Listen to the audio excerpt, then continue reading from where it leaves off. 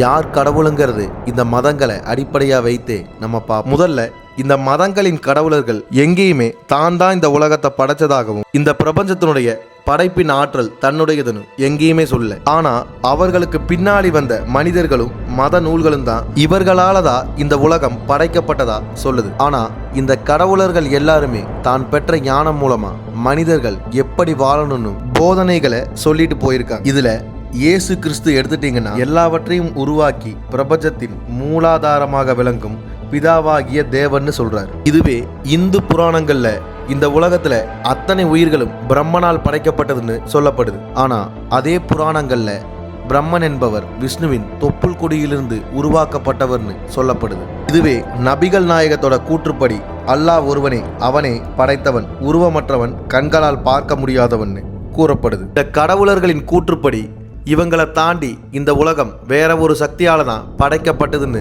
சொல்லப்படுது. அந்த super மெசி power யாருங்கிறத இன்னொரு வீடியோல டீட்டெயில்டா பார்ப்போம். அப்படின்னா நம்ம வணங்கக்கூடிய இந்த கடவுளர்கள் யார், நம்ம ஏன் இவங்களை கடவுள்னு சொல்றோம்?